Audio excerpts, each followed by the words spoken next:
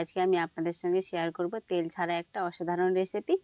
তো আমি তো দেখলেন আমি কিভাবে রেসিপিটি তৈরি করলাম, ঠিক এভাবে বাড়িতে বানিয়ে খাবেন, অবশ্যই খেতে ভালো লাগবে। আর গরম ভাতের সঙ্গে তো কোনো কথাই হবে না, এক থালা ভাত খাওয়া হয়ে যাবে।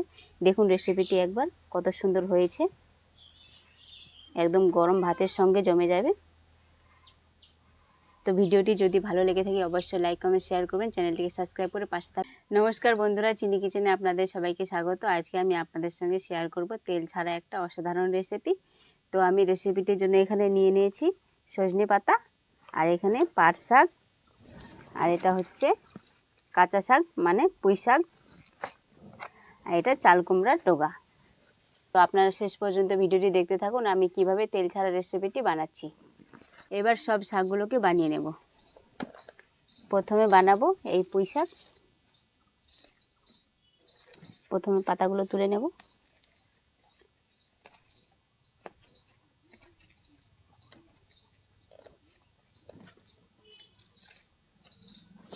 পাতাগুলোকে কুচি করে কাটবো, হয়ে গেছে। এবার ডাঁটাটা কেটে নেব।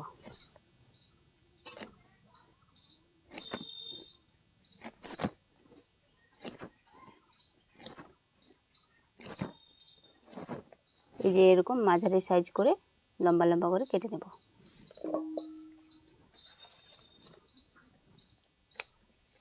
সব পুঁই শাকগুলোকে কেটে দেখাচ্ছি।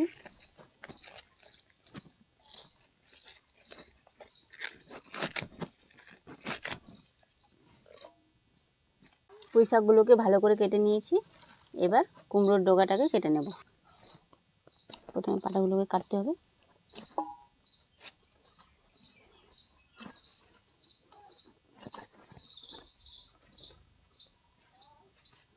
এই যে এগুলো নেব না, এগুলো ফেলে দেব। পাতাগুলো এইভাবে ছেড়ে ছেড়ে নিয়ে নেব।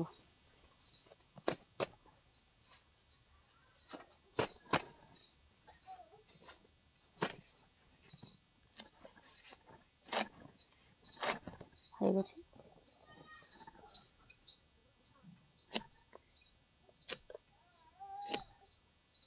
এই যে এইভাবে করে কেটে নেব, একদম সাইজের করে। সব ডগাগুলোকে কেটে দেখাচ্ছি আপনাদেরকে।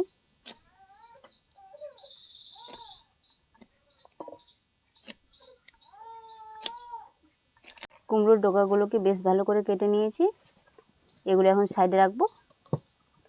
এবার সজনে পাতাগুলোকে তুলে নেব। এভাবে ঝেড়ে ঝেড়ে নেব, পাতায় পোকা থাকে সেগুলো চলে যাবে। এবার তুলে নেব এই যে এইভাবে করে।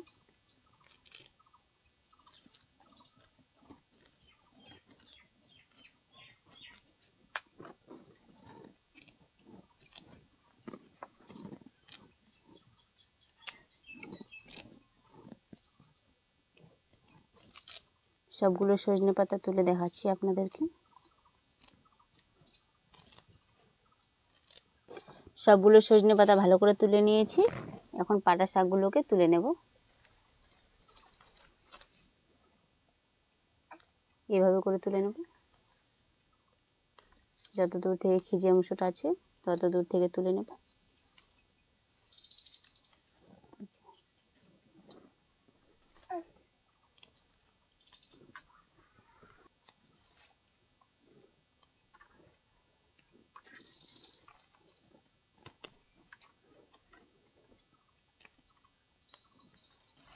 সব পাট শাকগুলোকে তুলে নিয়েছি।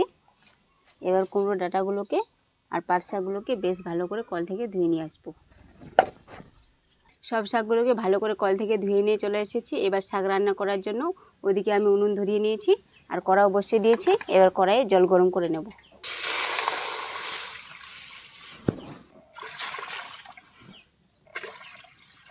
এবার জলটাকে ভালো করে ফুটিয়ে গরম করে নেব, তারপরে শাকগুলো দেব।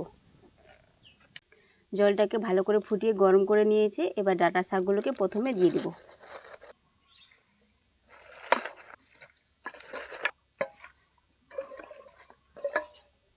সব শাকগুলো দিয়ে দিয়েছি।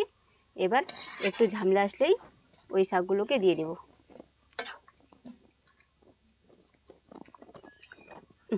ডাঁটার শাকগুলো ঝামলে গেছে। এবার দিয়ে দেবো পাতা শাকগুলোকে। সবশেষে দিয়ে দিব লবণ, যাতে শাকগুলো আর ডাঁটাগুলো তাড়াতাড়ি সিদ্ধ হয়ে যায়। এবার নেড়ে নেব।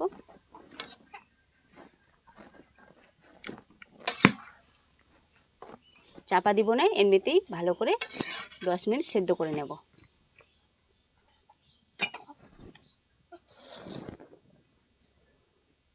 দশ মিনিট ভালো করে সেদ্ধ করে নিয়েছি। এবার নেড়ে দেখব সেদ্ধ হয়েছে কিনা।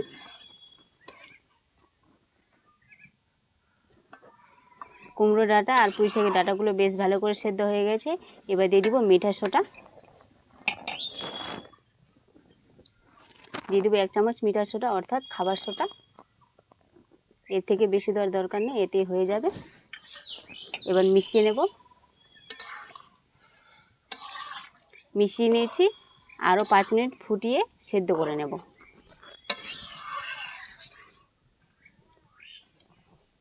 শাকগুলোকে ভালো করে 5 মিনিট সেদ্ধ করে নিয়েছি। এবার নেড়ে নেব। দেখুন শাক আর ডাঁটা ভালো করে সেদ্ধ হয়ে গেছে। এবার শাকগুলো ভেঙে নেব।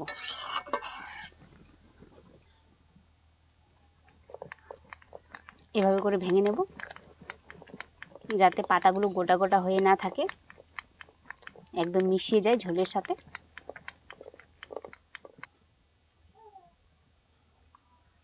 আরও একটু ভালো করে ভেঙে নেব।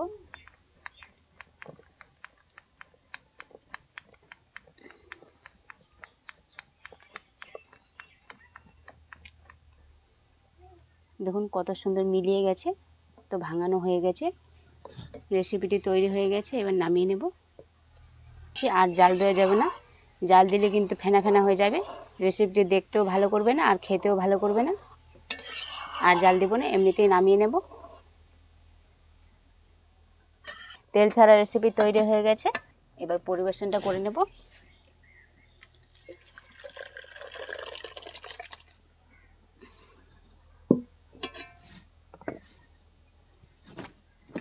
দেখুন কত সুন্দর হয়েছে, একদম সব শাক মিলিয়ে গেছে আর ঝোলটাও একদম গাঢ় গাঢ়, কত সুন্দর। আর এই রেসিপিটি গরম ভাতের সঙ্গে খেতে অসাধারণ লাগে, কোনো সবজির দরকার হবে না। আপনারা তো দেখলেন আমি কিভাবে রেসিপিটি তৈরি করলাম, ঠিক এভাবে বাড়িতে বানিয়ে খাবেন, অবশ্যই খেতে ভালো লাগবে। আর গরম ভাতের সঙ্গে তো কোনো কথাই হবে না, এক থালা ভাত খাওয়া হয়ে যাবে। দেখুন রেসিপিটি একবার কত সুন্দর হয়েছে, একদম গরম ভাতের সঙ্গে জমে যাবে। তো ভিডিওটি যদি ভালো লেগে থাকে অবশ্যই লাইক কমেন্ট শেয়ার করবেন, চ্যানেলটিকে সাবস্ক্রাইব করে পাশে থাকবেন। সুস্থ থাকবেন, ভালো থাকবেন। টাটা বন্ধুরা।